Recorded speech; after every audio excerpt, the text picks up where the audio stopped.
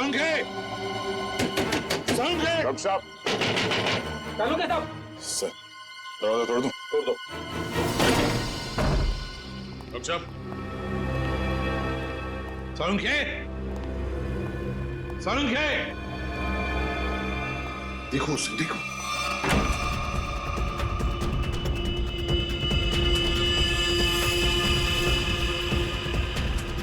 अबे पकिया उठ, सीआईडी वाले आगे। संघे डॉक्टर साहब, डॉक्टर साहब,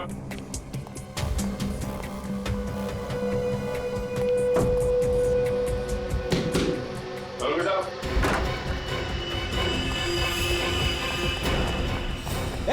रुक जा। Salunke sir, Salunke sir,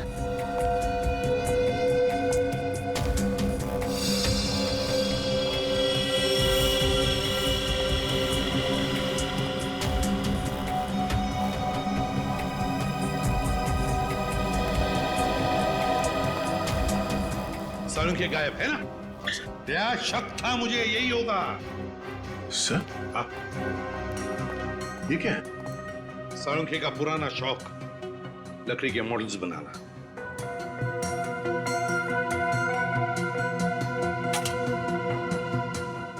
doctor साहब का मोबाइल सर है? मोबाइल छोड़ कर गया वो? ऑफ है।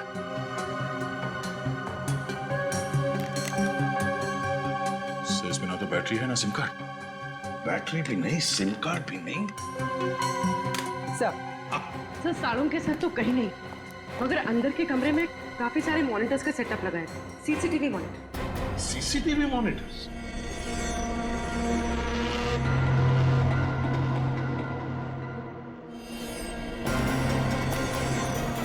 रुक जाओ वरना गोली मार दूंगा।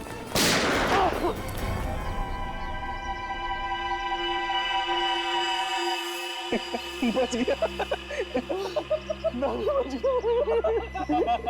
बच गया, लेकिन अब नहीं बचोगे बच्चों।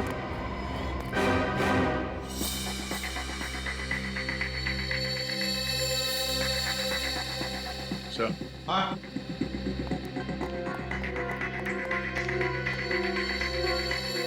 ये देखिए सर, खुफिया कैमरा। लगता है कोई डॉक्टर सालुंके के ऊपर नजर रखे हुए था। सर और ये मोनिका भी कहीं दिखाई नहीं दे रही। सर मुझे लगता है साळुंके सर को ये कहीं लेकर गई होगी सर। कहाँ? ये दोनों बताएंगे सर। हमें कुछ नहीं मालूम साहब। क्या जानते हो डॉक्टर? साहब कुछ नहीं जानते सर। कुछ नहीं जानते? कुछ नहीं जानते? साहब हम तो सिर्फ घर की देखभाल करते हैं साहब। डॉक्टर साळुंके और मैडम मोनिका के जाने के बाद घर में कोई ना देख पाए सर। डॉक्टर साळुंके कहाँ है? हमें कुछ नहीं मालूम सर। तो छोटे मोटे टपोरी है सर। हमें कहा गया था इस घर पे नजर रख के, और जब भी कोई इधर ताक झाक करे तो हमें खबर कर दे। तुमने अभी तक ये नहीं बताया कि डॉक्टर सालुंके और मोनिका कहाँ है? बताओ। कैसे बताए सर? हमें खुद को नहीं पता। हमें तो इतना पता है कि जब तक राहुल, शौनम और विशाल को अदालत सजा नहीं दे देती, तब तक डॉक्टर सालुंके को अपने कब्जे में रखने का है। सर हमने आपको सब कुछ बता दिया है सर, अपना जुर्म भी कबूल कर लिया है सर। और सर ये भी बता दिया है कि हमने लक्षिता और इंद्राणी का खून कैसे किया, फिर हमें यहाँ क्यों बिठा के रखा है।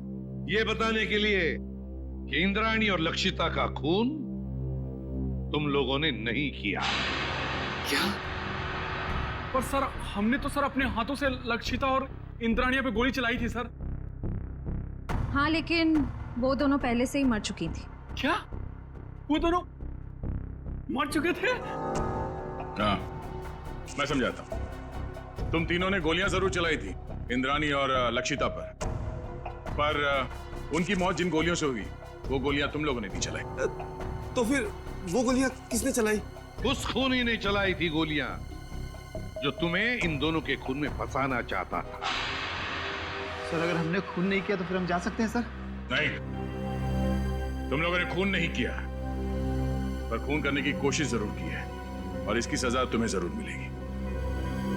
देखो, अगर तुम तीनों लंबी सजा से बचना चाहते हो तो तुम तीनों को हमारी मदद करनी होगी ताकि असली गुनहगार पकड़ा जा सके। करेंगे सर, आप जो कहेंगे करेंगे। हम लोग तीनों आपकी पूरी मदद करेंगे सर। और एक बात बताओ, क्या तुम लोगों का ऐसा कोई दुश्मन है जिसे फायदा होगा तुम तीनों को फांसी पे चढ़ाकर? सर दुश्मन तो वैसे कई है।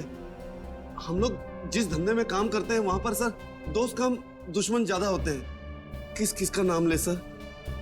सर, इन तीनों को फंसाने के लिए खूनी को पहले से मालूम होना चाहिए था कि उस रात ये लोग लक्षिता और इंद्राणी का खून करने जाने वाले हैं। ये बात तो है दया, कोई तो जरूर जानता होगा। एक बात बताओ, कौन जानता था तुम्हारे इस प्लान के बारे में कि तुम उस फार्म हाउस पर जाने वाले हो? नहीं सर, ये बात तो हमने राजी रखी थी। वैसे ये प्लान तुम लोगों ने बनाया कहां पर? हा? सर होटल रेड सेंट्रल में, अंगद के कमरे में, कमरा नंबर 111 में। नहीं, रूम नंबर 111 में नहीं सर, 308 सर। हाँ हाँ सर। वो रूम नंबर 308? तो क्या कोई अजनबी आया था तुम्हारे कमरे में 308 में जब तुम लोग बातचीत कर रहे थे? विशाल, तुझे याद है जब हम लोग उस कमरे में बात कर रहे थे तो वहाँ एक वेटर आया था इंटरकॉम का फोन रिपेयर करने के लिए, और उसने गलती से टेबल पर रखा हुआ खाना गिरा दिया। अरे गलती से नहीं भाई, जानबूझकर गिराया था उसने खाना। और वो उस कमरे के अंदर कपड़ा ढूंढ रहा था खाना पोंछने के लिए, ताकि वो टाइम पास कर सके और हमारी बातचीत सुन सके। लेकिन सर, हमने उसके सामने तो कोई ऐसी बातचीत की ही नहीं थी। सचिन, ले जाओ इन तीनों को। चलो। आप रेडी? क्या पता चल? सर, हाँ। हमने पूरा फुटेज चेक कर लिया सर। सालुंके साहब के घर पे मोनिका और तारिका के अलावा बाहर का कोई आदमी आया नहीं था। और सर, सालुंके साहब और तारिका के बीच में कुछ बातचीत हुई है। क्या बातचीत हुई है? अब साउंड नहीं है, इसके लिए समझ में नहीं आ रहा। सर, किसी लिप रीडिंग एक्सपर्ट को बुला लेते हैं, शायद कुछ पता चल जाए कि इन दोनों के बीच क्या बातचीत हुई थी। बुला लो किसी लिप रीडिंग एक्सपर्ट को, पता तो चले क्या बात हो रही थी। होटल रेड सेंट्रल, कमरा नंबर 308, वेटर।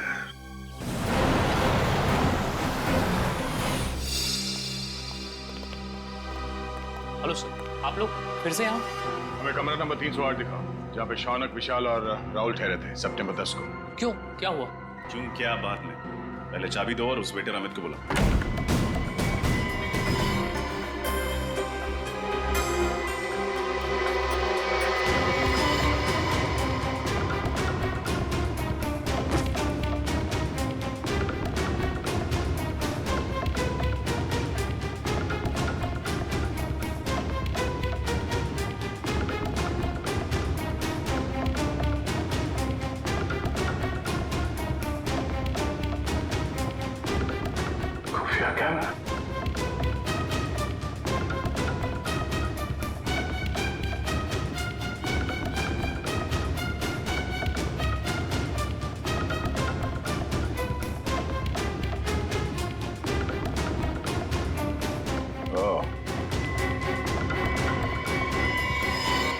ये देखो, खुफिया कैमरा और ये बग। इन चीजों के जरिए खूनी शौनक और उसके साथियों का प्लान सुन रहा था।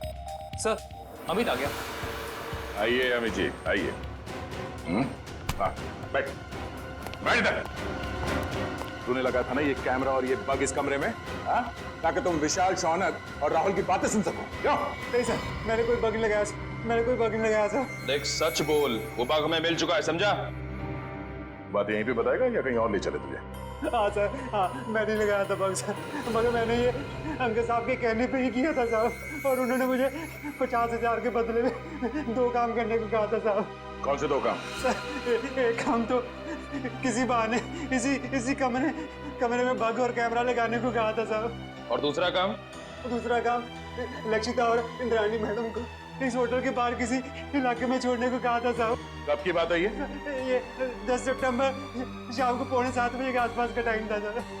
10 सितंबर। चल, हमें वो जगह दिखा जहाँ पे तुमने लक्षिता और इंद्राणी को छोड़ा था। चल चल।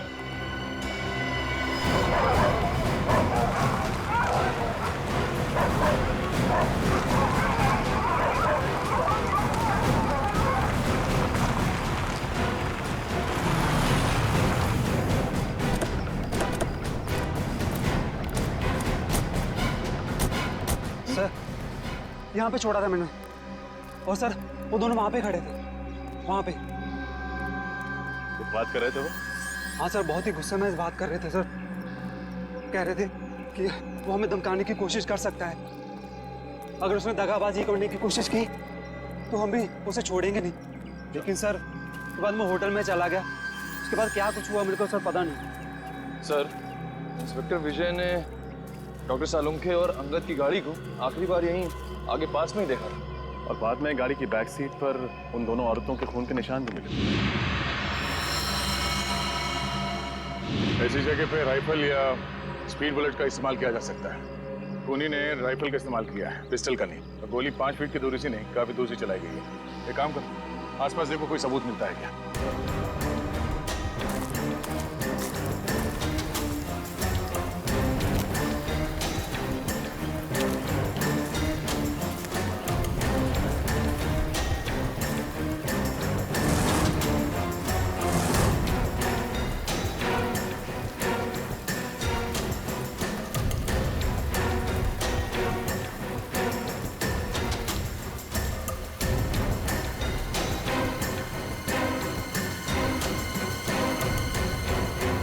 दो गोली और इस पे खून भी लगा हुआ है। दो गोली एक ही जगह पे कैसे है? मतलब जो भी हुआ यहीं आसपास कहीं हुआ है। सर! निकल। सर, इस झाड़ी में ये सैंडल मिला है सर, इस पे खून लगा हुआ है, लेकिन सर खून सूखा हुआ है सर। खून लगा? हाँ सर।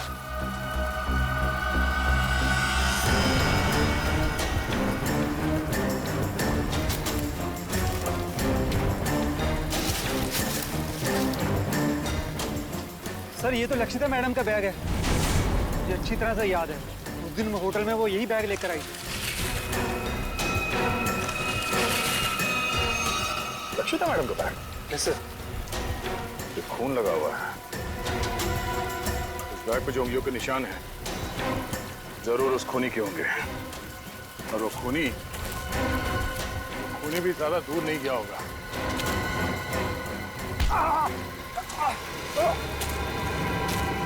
तो?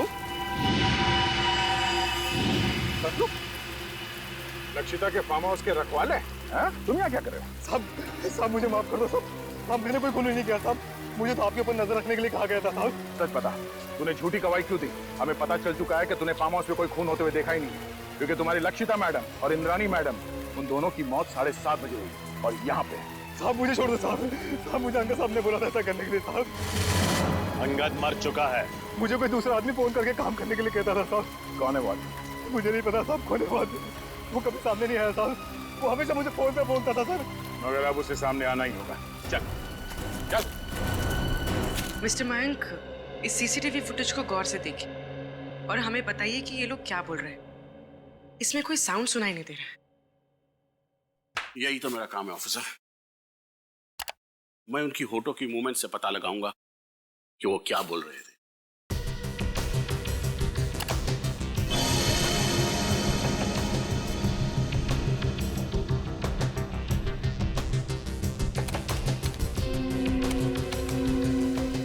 ACP sir,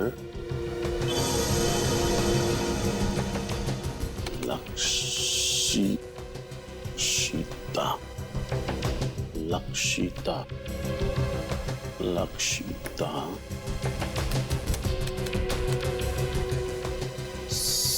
CID team.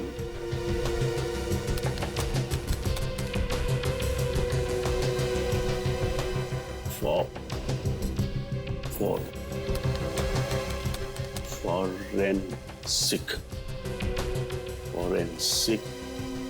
Abhijit, उस प्लॉट पर से जो पर्स मिला, उस पर जो उंगलियों के निशान है वो खूनी के ही हैं। सर, ये खूनी बहुत चालाक है। काम होने के बाद अपने आदमियों को भी मार डालता है। अंगद के अलावा किसी और को कुछ मालूम नहीं था उसके बारे में, इसलिए लक्षिता और इंद्राणी को मारने के बाद उसने अंगद का भी खून कर दिया। और इसीलिए अभिजीत, मुझे सालुंखे की चिंता हो रही है। उसकी भी जान को खतरा हो सकता है। समझ में नहीं आता गया कहाँ। हाँ मैं, कुछ मिला क्या? सर कोशिश कर रहा हूं सर। सर, ये मोनिका मुझे नर्स नहीं एक क्रिमिनल लगती है। जरूर यही सालुंके साहब को कहीं ले गई होगी। हाँ, और ये तारिका ये सालुंके के घर क्यों गई थी उससे मिलने? और ये बात उसने हमें बताई भी नहीं।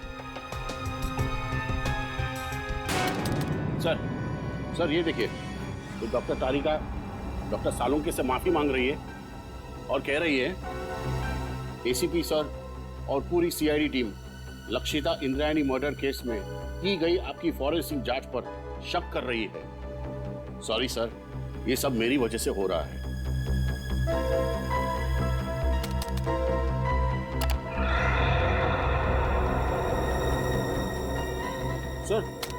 सर ये भी देखिए, डॉक्टर सालुंके किसी के साथ फोन पर गुस्से में बात कर रहे हैं और कह रहे हैं जो करना है मेरे साथ करो, उस लड़की को कुछ नहीं होना चाहिए, मैं आ रहा हूं। उस लड़की को जाने दो। है कौन ये लड़की अभिजीत जिसे सालुंके बचाने की कोशिश कर रहा और फिर खुद गायब हो गया? कहां गायब हो गया ये सालुंके? ये सारा चक्कर क्या है?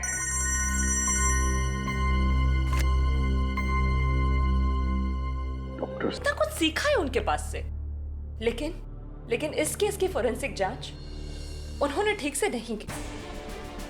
10 सितंबर को कमरा नंबर 111 में कौन ठहरा हुआ था? वो हमारे असिस्टेंट मैनेजर अंगद को दिया गया है। अरे ये तो वही है, विजय सर को बुलाता हूँ।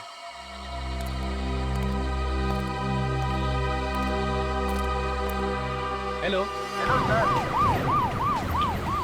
हेलो विजय सर। हाँ बोलो दीपक। सर इधर लफड़ा हुआ है। तुम्हें पक्का यकीन है? हाँ सर। कहाँ हो तुम? इधर पानी चिल्ली में। ठीक है, हम अभी पहुंचते हैं।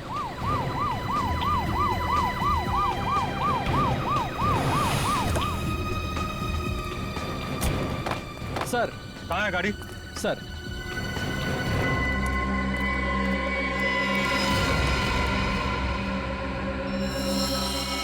आदमी भी वही है और गाड़ी भी वही है। जाओ पकड़ो उसे। इंस्पेक्टर विजय, क्या हो रहा है यहाँ पे? आप प्लीज यहाँ से चले जाइए। नहीं, मैं नहीं जा सकता, मुझे उससे काम है।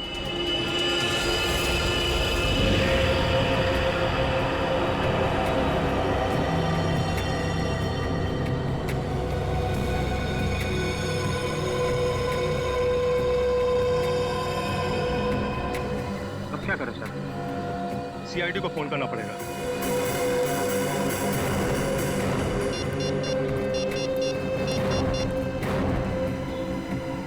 हेलो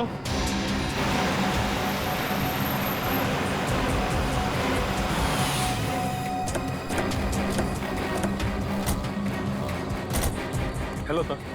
अंगद कहाँ है? सर गाड़ी के अंदर।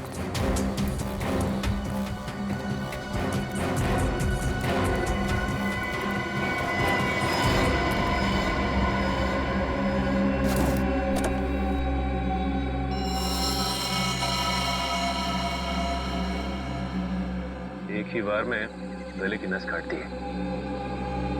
लगता है सर मरे हुए काफी समय हो गया। देखो गाड़ी में और क्या क्या मिलता है।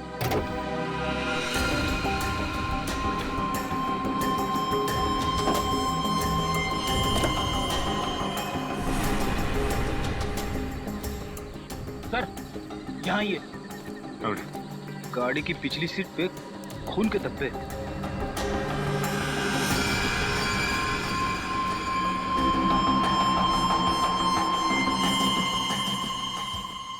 सर अंगद की लाश तो ड्राइवर सीट पर है, फिर गाड़ी के पीछे वाली सीट पर खून के धब्बे कैसे हैं? हाँ पुर्री, ये बात तो है। आपको कैसे पता चला कि इंद्रानी और लक्षिता के मर्डर केस में अंगद का कनेक्शन? दरअसल बात यह है सर कि 10 सितंबर की रात को मैंने इस आदमी को डॉक्टर सालुंके के साथ देखा। तभी जिंदा था। वो 10 सितंबर की रात हम जेल से फरार दो कैदी पीकू और जग्गू का पीछा करते हुए वाडी वो हम पर लगातार फायर कर रहे थे। वहाँ पार्क की हुई एक गाड़ी के पीछे से भागते हुए वो जंगल में छिप गए। जब मैं उस गाड़ी के पास पहुंचा तो डॉक्टर सालुंके को उस गाड़ी से निकलते देख मैं आश्चर्यचकित रह गया। इंस्पेक्टर विजय, क्या हो रहा है यहाँ पर? सर हम कुछ क्रिमिनल्स का पीछा कर रहे हैं। आपकी जान को भी खतरा हो सकता है। आप प्लीज यहाँ से चले जाइए। नहीं, मैं नहीं जा सकता, मुझे उससे काम है। सर मैंने कहा ना, आपकी जान को भी खतरा हो सकता है। प्लीज आप चले जाइए और उन्हें भी अपने साथ ले जाइए।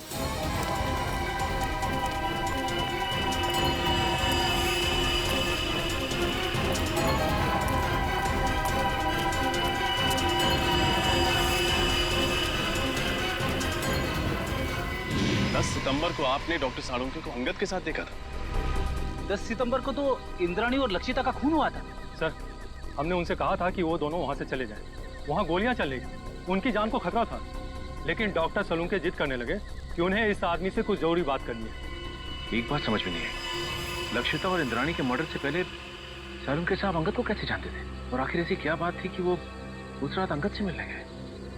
ये सवाल तो डॉक्टर साळुंखे से एसीपी सर ही पूछ सकता है। ये रही डॉक्टर साळुंखे की तैयार की गई फॉरेंसिक रिपोर्ट, जो उन्होंने सितंबर 11 को तैयार की थी। और इस फोल्डर में दोबारा की तैयार की गई पोस्टमार्टम रिपोर्ट है, जो तारिका और मैंने मिलकर तैयार की। और क्या अंतर है दोनों में?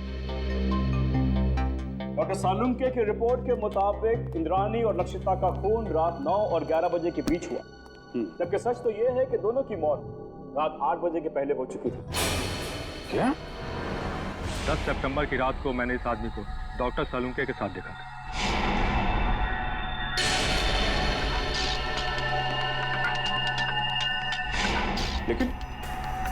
लेकिन डॉक्टर साळुंखे ऐसी गलती कैसे कर सकते हैं? मुझे भी हैरानी हो रही है अभिजीत। और तो और लाश के ऊपर जो बुलेट वुंड्स थे, उसकी साइज भी उन्होंने गलत लिखी थी। असली घाव तो इससे काफी छोटे थे। नहीं, साळुंखे साहब ऐसी गलती कर ही नहीं सकते। कहीं ऐसा तो नहीं कि आप लोगों के हाथों से कोई गलती हुई हो? इसकी कोई गुंजाइश नहीं, हमने रीचेक किया था। एक बार पोस्टमार्टम हो चुका है, क्या दूसरी बार किया हुआ पोस्टमार्टम रिपोर्ट सही होता है? You are right officer. 24 घंटों के अंदर अंदर की गई पोस्टमार्टम रिपोर्ट सबसे एक्यूरेट होती है, क्योंकि उसके बाद बॉडी के ऑर्गन सड़ना शुरू हो जाते हैं। इसीलिए प्रिजर्व की गई लाशों पर ब्लड कल्चर्स और टॉक्सिकोलॉजी रिपोर्ट करना बहुत मुश्किल होता है। पर तो लक्षिता और इंद्राणी को मरे हुए तो 5 दिन हो गए। You are right officer. Doctor Tarika ने घाव के वीडियोज और फोटोज तब लिए थे जब घाव ताजे थे। इससे दोबारा ऑटोप्सी करने में हमें बहुत हेल्प मिली। डॉक्टर तारिका, आपने ये सब मैंने इसलिए किया अभिजीत, मुझे डॉक्टर साळुंखे पर शक हो रहा था, वो पोस्टमार्टम ठीक से नहीं कर रहे। सॉरी। नहीं, तुम्हें परेशान होने की जरूरत नहीं है तारिका। तुम सिर्फ अपनी ड्यूटी कर रही थी, डॉक्टर साळुंखे के साथ गद्दारी नहीं। और क्या जो डॉक्टर साळुंखे ने अपनी रिपोर्ट में नहीं लिखा है या गलत लिखा है डॉक्टर समीर? एक बहुत जरूरी बात, आइए मेरे साथ। डॉक्टर साळुंखे की रिपोर्ट के मुताबिक लक्षिता पर करीब 10 फीट की दूरी से गोली चलाई गई थी और इंद्राणी पर करीब 8 फीट की दूरी से। हाँ सर, जहाँ से खूनियों ने गोली चलाई थी वहाँ से 8 से 10 फीट का डिफरेंस था। लेकिन घाव के टिश्यू कल्चर से हमें ये पता चला कि खूनी ने लगभग 20 से 25 फीट की दूरी से गोली चलाई थी, और खून पिस्टल से नहीं बल्कि स्नाइपर राइफल से हुआ था। स्नाइपर राइफल से? सर, कोई घर में स्नाइपर राइफल यूज क्यों करेगा? और वैसे भी विशाल, शौनक और राहुल ने कहा था कि उन्होंने पिस्टल इस्तेमाल की थी, और सर्चिंग के टाइम हमें कोई राइफल मिली भी नहीं थी। और डॉक्टर तारिका, फार्म हाउस से हमें ये 9mm बुलेट्स मिले, किसी राइफल के बुलेट्स नहीं। यही बात तो हम साबित करना चाहते हैं रजत, कि खूनी ने पिस्टल से नहीं बल्कि राइफल की हाई स्पीड बुलेट से खून किया था। और जब वो गोलियां लक्षिता और इंद्राणी के शरीर से बाहर निकल गई, तब खूनियों ने वो गोली कहीं छिपा दी हो। ये बात मैं आप सबको डेमोन्स्ट्रेट करके एक्सप्लेन कर सकता हूँ। ये स्कल ए है, इस पर हमने ठीक उसी साइज का छेद किया है जो लक्षिता के सर पे, और स्कल बी और स्कल सी बिल्कुल सही सलामत है। मैं अभी आप लोगों के सामने स्कल बी पर .22 पिस्टल से 10 फीट की दूरी से फायर करूंगा, और स्कल सी पर स्नाइपर राइफल से तकरीबन 20 फीट की दूरी से फायर करूंगा। जाहिर सी बात है कि दोनों बुलेट से अलग अलग किस्म के घाव होंगे। तो जो घाव लक्षिता के सर के घाव से यानी स्कल ए के घाव से मैच करेगा, वो घाव मर्डर वेपन से किया गया होगा। राइट। गुड।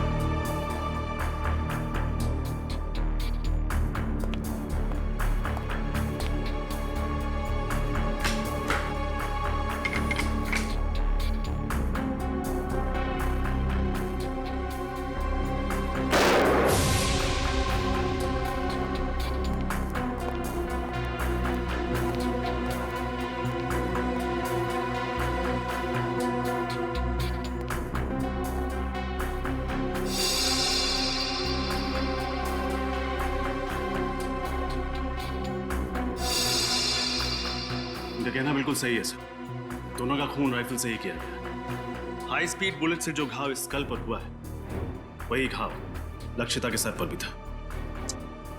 विश्वास नहीं हो रहा है सालू के साथ ने इतना बड़ा झूठ बोला हमसे। विशाल, शौनक और राहुल को लेकर आओ, उन्हें फार्म हाउस लेके चलते हैं, देखते हैं एग्जैक्टली वहां पे क्या हुआ था।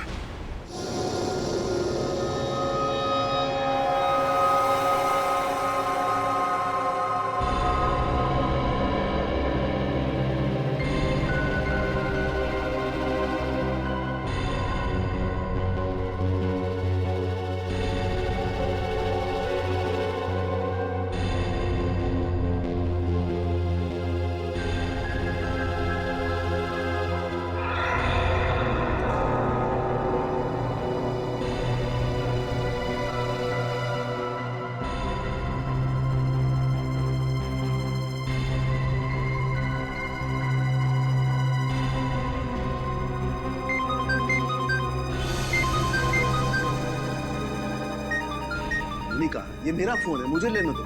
डॉक्टर सालुंके, आप शांत हो जाइए। अगर आप इतना चिल्लाएंगे तो आपका बीपी हाई हो जाएगा। Private number? हेलो जी, 1 मिनट, आपके लिए फोन। ठीक है। हेलो, कहाँ हो तुम? मैं दोपहर से तुम्हारा इंतजार कर रहा हूँ, फोन क्यों नहीं किया? देखो, हाँ मुझे याद है सब कुछ, दोहराने की जरूरत नहीं है। आ रहा हूं मैं वहां पर। क्या तुम्हारा दिमाग खराब हो गया? देखो, जो कुछ करना है मेरे साथ करना, उसे कुछ भी नहीं होना चाहिए। हाँ ठीक है, आ रहा हूं मैं।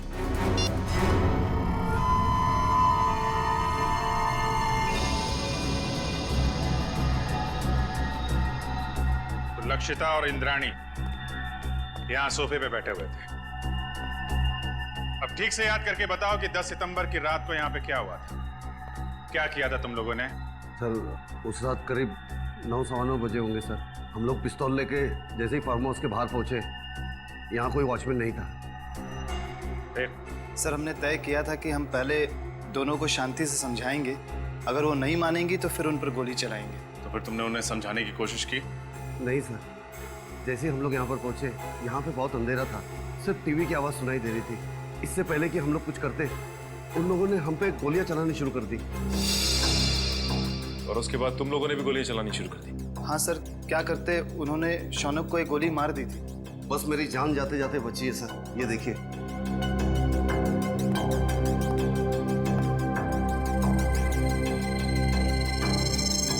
जब तुम्हें ये गोली लगी तो तुम कहाँ खड़े थे? यहाँ सर, मैं यहाँ खड़ा था सर। जैसे ही मुझे गोली लगी, मैं वहां पर उस दीवार पर जाके टकराया और मेरा सर वहां पर लग गया।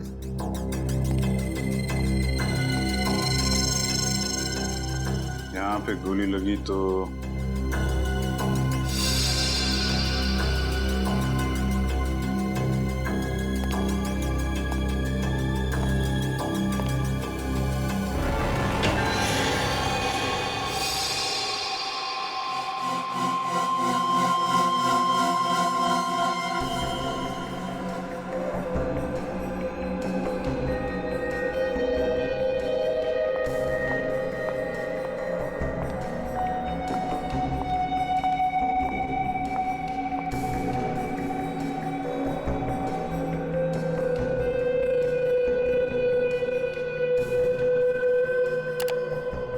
तारीका, गाड़ी की बैक सीट पर जो खून के धब्बे मिले हैं उनकी जांच हो गई है। 2 अलग अलग लोगों का खून है और दोनों में औरत का डीएनए मिला है। Have a look. दोनों औरतों की उम्र 45 से ज्यादा नहीं होगी। डॉक्टर समीर, क्या आपको पूरा यकीन है कि इसमें और कोई तीसरे आदमी का डीएनए सैंपल नहीं है? दूसरी बार डीएनए जांच में कोई गलती नहीं होनी चाहिए। I am very sure doctor, मेरा टेस्ट गलत नहीं हो सकता है। ओके। अच्छा, आपने अभी कहा कि दोनों औरतों की उम्र लगभग 45 साल है, राइट? या 45। तो कहीं ये डीएनए इंद्राणी और लक्षिता का तो नहीं? उन दोनों की उम्र भी लगभग 45 साल ही हो सकता है, क्वाइट पॉसिबल। लेकिन ये कंफर्म करने के लिए उन दोनों औरतों के डीएनए से इस खून के डीएनए को मैच करना होगा। इन तीनों की बातों से और डॉक्टर समीर और तारिका की फॉरेंसिक रिपोर्ट से साफ साफ पता चलता है यहाँ पे सारा चक्रव्यूह जानबूझ के रचा गया है। Yes sir. अगर ये तीनों दरवाजे से ही गोली चला के भाग गए तो फिर शौनक का खून लक्षिता के शरीर के पास कैसे मिला? और सर अगर दोनों यहाँ बैठी थी तो हमें इंद्राणी की लाश यहाँ नीचे कैसे मिली? हो सकता है गोली लगने के बाद वो वहां से उठ के भागी और यहाँ पे गिर पड़ी। और इस दीवार पे गोलियां कहां से चलाई गई? और तो और इन तीनों लोगों की उंगलियों के निशान इस घर में कहां से आए? अंगद, ये सारी कारीगरी उस अंगद की है। उसी ने इन तीनों की उंगलियों के निशान और ब्लड सैंपल यहाँ पे प्लांट किए हैं। और सर अगर इंद्राणी और लक्षिता ने गोलियां चलाई होती तो हमें गन्स भी मिलती। गन्स तो हमें मिली नहीं है। करेक्ट। और सबसे बड़ी बात यह है कि गोली अगर दरवाजे की तरफ से चलती तो घाव सर के पीछे की तरफ होता है, सामने या साइड में नहीं। अब तो साफ हो गया है, डॉक्टर सालुंखे ने जानबूझ के गलत रिपोर्ट बनाई है ताकि हम इन तीनों पे शक करें। मगर सर डॉक्टर सालुंखे ऐसा करेंगे क्यों? अब ये बात तो डॉक्टर सालुंखे ही बता सकते हैं और डॉक्टर साहब गायब हैं। समझ में नहीं आता ये सालुंखे अजीब हरकतें क्यों कर रहा है। सर, अंगद के गाड़ी के बैक सीट पे जो खून मिला था उसके डीएनए टेस्ट से साबित होता है कि वो खून लक्षिता और इंद्राणी का था। और डॉक्टर सालुंखे उस दिन अंगद के साथ ही थे। सालुंखे से बहुत सारे सवाल पूछने हैं, बहुत सारे सवाल हैं। फोन लगा रहा हूँ लेकिन फोन लग नहीं रहा है उसका। सर डॉक्टर सालुंखे तो अपना फोन 24 घंटे ऑन रखते हैं और उनकी आदत है कि वो तुरंत फोन रिसीव करते हैं। लेकिन सर जब हम उनके घर उस दिन गए थे तो उन्हें पता भी नहीं था कि उनका फोन है कहाँ। हेलो, पता लग गया अंगद और सालुंखे साहब ने सबसे ज्यादा फोन किस नंबर पे किए थे? हाँ, मैं नोट करता हूँ। पूर्वी फोन दो। हाँ बोलिए। Okay, thank you sir. Salunkhe साहब ने 10 सितंबर को अंगद के साथ 15 बार फोन पे बात की थी और हर बार उनकी फोन का लोकेशन वाड़ी और पनवेल के बीच था। अंगद को 15 बार फोन किया है और वाड़ी और पनवेल के बीच में? सर ये अंगद किसी प्राइवेट नंबर से फोन पे बात कर रहा था, इसीलिए उसका मोबाइल फोन ट्रेस नहीं हो पाया। और 15 सितंबर को रात 9 बजे सालुंखे साहब का मोबाइल शादीन मॉल के पास ट्रेस किया गया है। शादीन मॉल? सर, डॉक्टर तारिका से मिलने के बाद अभिजीत और मैं वहाँ डिनर के लिए गए थे और इसी मॉल के पार्किंग लॉट में सर मुझे गाड़ी के विंडशील्ड पे चॉकलेट के पेपर पे लिखा हुआ वो सुराग मिला था और उसी सुराग के जरिए हम लोग होटल रेड सेंट्रल के कमरा नंबर 111 तक पहुंचे। सर इसका मतलब डॉक्टर सालुंखे ने आपकी गाड़ी पर वो सुराग हमारे लिए छोड़ा था। सर मतलब डॉक्टर सालुंखे हमारी मदद करना चाहते हैं। पहले ये सालुंखे काम बिगाड़ता है और फिर सुधारने के लिए हमारी मदद भी कर रहा है। वाह, सालुंखे को तो सच्चाई बतानी ही पड़ेगी। सच्चाई बतानी पड़ेगी सालुंखे को।